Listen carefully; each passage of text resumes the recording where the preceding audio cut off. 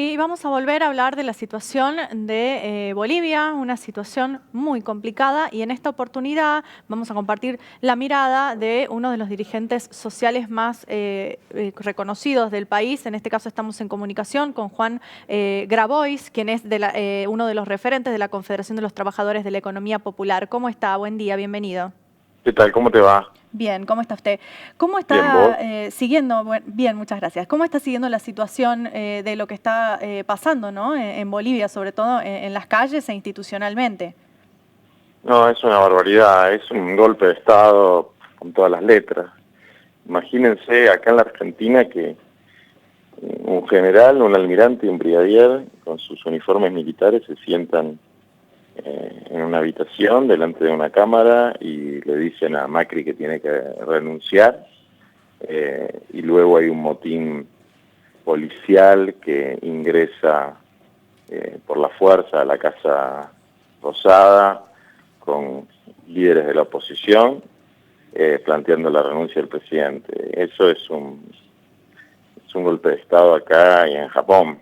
Y luego, por lo que hablé con amigos míos de allí,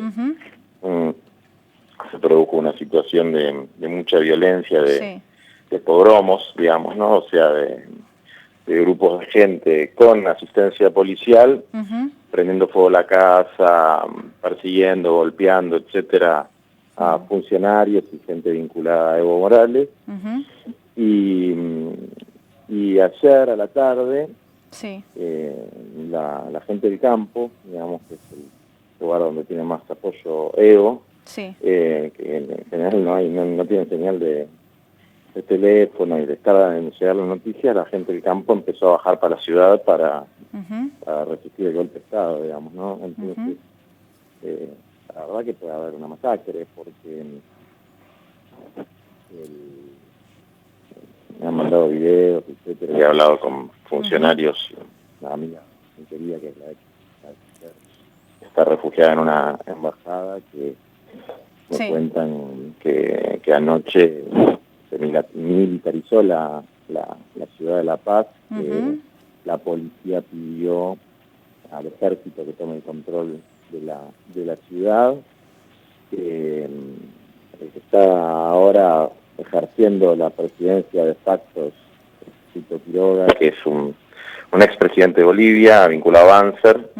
Es decir, una situación, un retroceso gigantesco para una Latinoamérica democrática, y la verdad que como argentino, más allá de las diferencias ideológicas que uno pueda tener, etcétera, hubiese sido, la verdad que hubiese sido bueno que nuestro presidente condenara el golpe de Estado y no se alineara tan humillantemente a la posición de Donald Trump, que evidentemente tiene que ver con los intereses geopolíticos de su país y no con el respeto a la democracia, ¿no? ¿Usted había apuntado quizás a que había algún apoyo, digamos, a esta situación por la que atraviesa Morales de otros países de la región como Argentina? Yo lo que planteo es que tengo información, y de hecho hay parte de información que es pública, de que Gerardo Morales, además de participar de una campaña de injerencia en asuntos internos bolivianos, insultando y criticando a Evo Morales constantemente, había desarrollado un vínculo estrecho de colaboración política con el gobernador de Santa Cruz de la Sierra, que es el bastión de las fuerzas golpistas. Y se dio una secuencia muy rara de acontecimientos, el 4, el 5, durante el mes de septiembre, con la ayuda humanitaria que tenía que prestar la Argentina a Bolivia por los incendios en Santa Cruz de la Sierra. Y la visita de Ivanka Trump también, ¿no? Ahí en Jujuy. Exactamente, fue el mismo día. Estaba Ivanka Trump, desde luego Ivanka Trump fue a Jujuy a conocer a las mujeres emprendedoras de Jujuy, que debían haberle despertado mucha curiosidad. Tal vez tenía ganas de conversar con un hombre de cultura exquisita como Gerardo Morales, no sé, me parece rarísimo. Y desde luego cuando un personaje de esas características, hay un despliegue de las fuerzas de seguridad y de personal civil y militar norteamericano muy grande, o sea que la llegada de Ivanka Trump justificó de alguna manera ese despliegue militar. Y eso se sumó justo ese mismo día con que 16 camiones con pertrechos de características desconocidas ingresaron en el territorio boliviano. Primero Bolivia dijo que no, después por una presión muy grande de la gente de Santa Cruz de la Sierra para que llegue la ayuda para los incendios, que era necesaria desde luego, la aceptaron. Y yo tengo información de fuentes chilenas de que ahí ingresó ayuda económica sobre todo para el movimiento golpista. Y Morales salió a cruzarlo a usted, ¿no? En las redes, con un insulto, tuvo como un exabrupto ahí.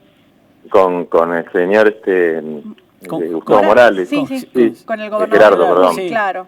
Gerardo. Sí, bueno, es como esos patrones de estancia del norte que ustedes están acostumbrados, que nada, muestran su hombría y que lo valientes que son diciendo este tipo de cosas, digamos, ¿no? Si dicen estas cosas en público, siendo gobernadores, porque no es que es un militante radical, es el gobernador, tiene un rol institucional. Si dicen eso, imagínate lo que debe suceder con su pueblo, con la gente que está subordinada a él y que lo tiene que sufrir todos los días. Pero bueno, por suerte, para lo que sirvió es para que, como todo cobarde que tira la piedra esconde la mano, tuvo que reconocer que había un golpe de Estado.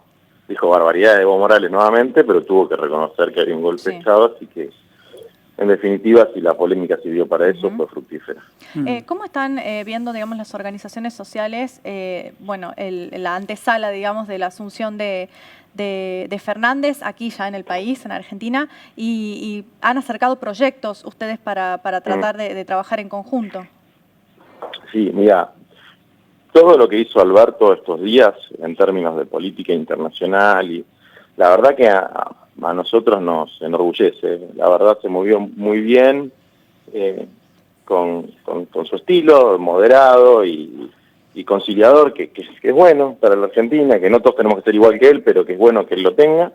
Pero se movió muy bien, se colocó donde se tenía que colocar, y eso nos da tranquilidad, porque los movimientos populares en las barriadas, en los sectores más humildes, la patria grande está todos los días, porque los bolivianos, los paraguayos, los peruanos, los senegaleses ahora, los haitianos, nos mezclamos con los argentinos en todos los barrios, en las cooperativas, en las labores, con los pueblos originarios también. Entonces, para nosotros son muy importantes estas cosas. Así que en ese sentido, bien. En términos de las políticas sociales y económicas, estamos a la expectativa como la mayoría. No tenemos recontra claro qué es lo que va a pasar. Nosotros hemos acercado, sí, una cantidad de propuestas vinculadas a la generación de puestos de trabajo en pequeñas obras públicas de mejoramiento barrial y de urbanización de villas de asentamientos, y a la resolución de la emergencia alimentaria a través de la provisión de alimentos para escuelas y comedores comunitarios de los pequeños productores agrarios, campesinos, hortícolas, que son buenas propuestas, que son positivas, que son viables y que bueno, ojalá que nos den bolilla. Sí, Graboy, ¿cómo le va? Buen día, Indalecio Sánchez los saluda. ¿Cómo estás? ¿Cómo ves que puede ser esta política social, teniendo en cuenta que es posible, según lo que se menciona hasta acá, que haya una parte importante del equipo que sea similar al que hubo en algún momento del gobierno de Cristina Fernández y que no fue precisamente del todo beneficioso o armónico según las necesidades que ustedes planteaban desde distintas organizaciones? Mira, no sé quiénes van a ir. No sé quiénes van a ir, pero yo sabes que pienso que la gente cambia, y nosotros también estamos más fuertes para plantear algunas cosas, ¿no? Entonces tenemos más claridad también en los planteos, hemos aprendido a leer los presupuestos, hemos aprendido las trampas, digamos, ¿no? Entonces, la verdad que el macrismo en ese sentido nos hizo bien, porque digamos, no es que las cosas estaban bárbaros antes, nosotros somos muy críticos de lo que pasó hasta el 2015 en términos de políticas sociales, porque aunque hubo un montón de avances, como la asignación universal por hijo, etcétera, etcétera, se terminó el gobierno anterior con un 20 y pico % de pobreza, que no es ninguna maravilla. Ahora tenemos un 40%, efectivamente. Mucho peor, pero tampoco nos vamos a poner contentos por un 25 o 22% de pobreza. Entonces, hemos aprendido. Y en ese aprendizaje nos dimos cuenta que lo central, que es lo que hacen todos los grupos que tienen intereses concretos, y nosotros somos un grupo con intereses concretos, digamos, lo central es que en el bolsillo de los laburantes esté el ingreso suficiente para poder acceder al consumo y que eso va moviendo la economía. Entonces, eso se logra o con transferencias de ingreso, como son los programas de empleo, pero fundamentalmente con trabajo genuino, como son las pequeñas obras públicas, o la posibilidad de vender la producción de la horticultura, de los campesinos, de los pequeños productores, o de las cooperativas que hacen, por ejemplo, textiles, que hay un montón de compañeros nuestros agrupados que pueden hacer guardapolvos, que pueden hacer uniformes para la fuerza de seguridad,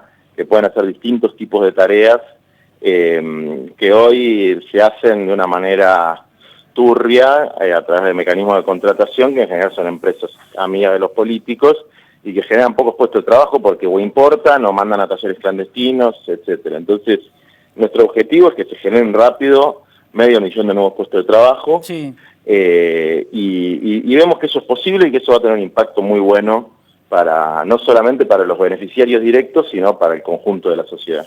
¿Cómo ves qué sabés, cómo ves el NOA, particularmente Tucumán? Recién hablabas de Gerardo Morales, bueno, de lo que suele pasar en las provincias del norte argentino, tanto del NEA como del NOA, con esta suerte de políticos eternos o dirigentes eternos en muchos cargos, ¿no? No tan solo de gobernación, de municipalidades, y que precariza muchas veces también el empleo en sus respectivos distritos.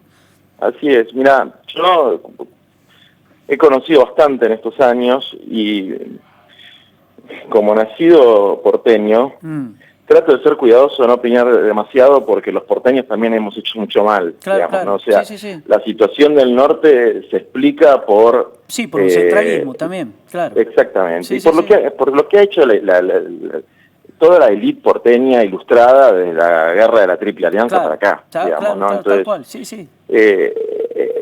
No lo vamos a resolver los porteños el problema, pero de verdad me parece una cosa indignante. Ahora te hablo de un lado y del otro de la grieta, porque seguro, no es un problema.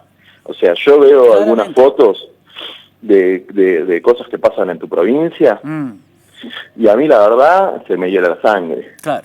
Yo no quiero saber nada con eso. Para mí eso no es ni peronismo, ni justicia social, ni no sé cómo le quieren llamar, pero yo no estoy de acuerdo con estructuras feudales en el siglo XXI. No estoy de acuerdo con eso. No estoy de acuerdo con, digamos, yo creo que no estoy de acuerdo con los niveles de concentración de riqueza y de la tierra que hay, los niveles de concentración industrial que hay.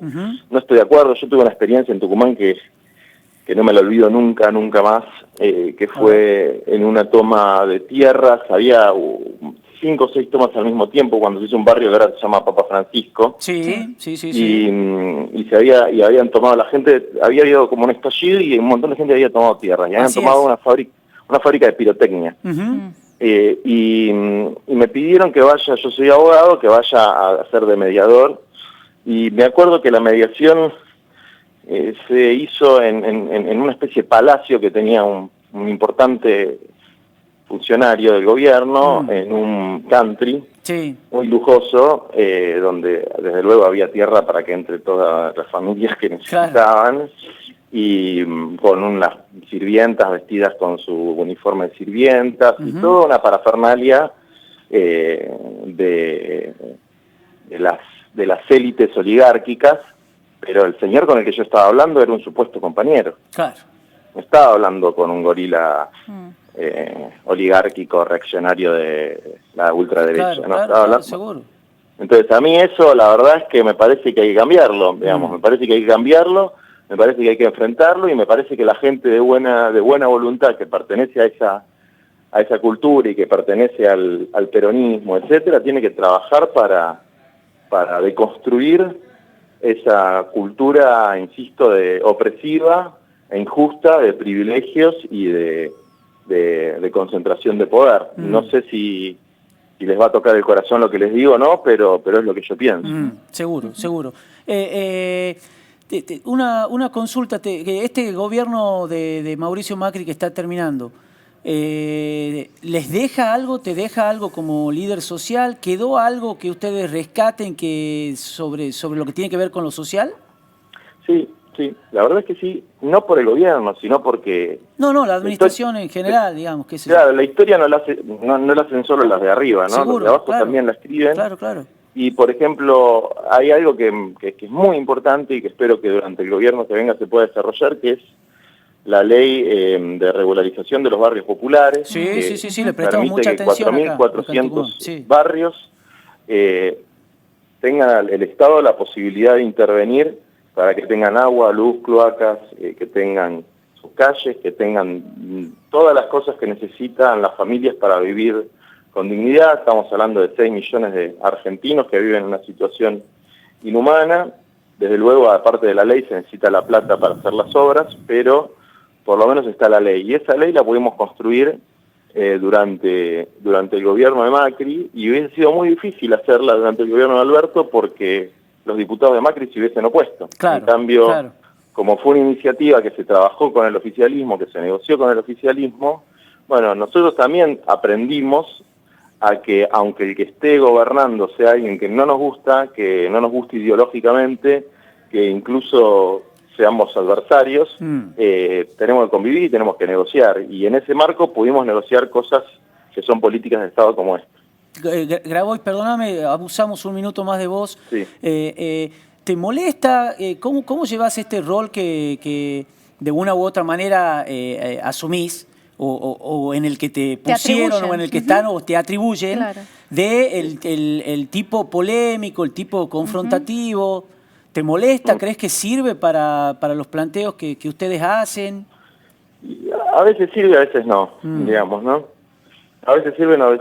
Hay una cosa para la que sirve claramente, que es un anticuerpo para no entrar en los círculos del establishment, ¿no? Claro. O sea, en la fiesta a la que te invitan cuando te haces conocido. Claro, eso te iba a decir, no te invitan, digamos, a esas reuniones. Y claro, le parece raro. Entonces, si me invitan, lo saco cagando y ya se empieza a dar vergüenza. Claro. Y entonces, adoptar una conducta un poco así disruptiva es un buen anticuerpo para no asimilarte a algo que a mí no me gusta, que es cómo funciona la clase política hoy, ¿no? Claro. Y después tiene algunas desventajas que se generan caricaturas. Entonces, se generan caricaturas de lo que quiere plantear un dirigente, de las ideas que representa o el colectivo que representa. Entonces, en vez de ver el bosque, se ve el árbol, y el árbol es un tipo que dice cosas duras, que dice cosas disruptivas, y que en general esas cosas se dicen en un contexto, pero el contexto no se explica. Sí. Y la verdad es que esa parte no es buena, pero tampoco le he encontrado el agujero al mate para salir, para buscar un equilibrio entre poder plantear las cosas que realmente pienso, como el tema de la reforma agraria, ¿no? Ahora, ¿qué es una reforma agraria? Bueno, esa es la parte que no te dejan explicar. Claro. Digamos, ¿no? Sí. Ahora, la verdad es que el otro día salió el censo agropecuario y dice que el 40% de las tierras productivas la tiene el 1% de los propietarios, y esa es una estructura agraria regresiva en cualquier lugar del mundo. Sí. ¿No? Hay un problema ahí con la estructura agraria argentina que nos condena a la dependencia y que hay que revisar y que hay que buscar formas de resolver. Hay un problema cuando hay 60.000 horticultores que no son propietarios de su propia tierra y que tienen que pagar arriendos, y por eso aumentan los precios y están viviendo en condiciones precarias, etcétera, y eso hay que discutirlo. Y así hay un problema cuando, por ejemplo, hay programas de reconversión de la caña de azúcar. Claro, hay, sí. Y nunca se reconvierte. Claro, tal cual. Entonces, sí. Si querés poner un impuesto a la Coca-Cola, el lobby te lo hacen los azucareros. Entonces,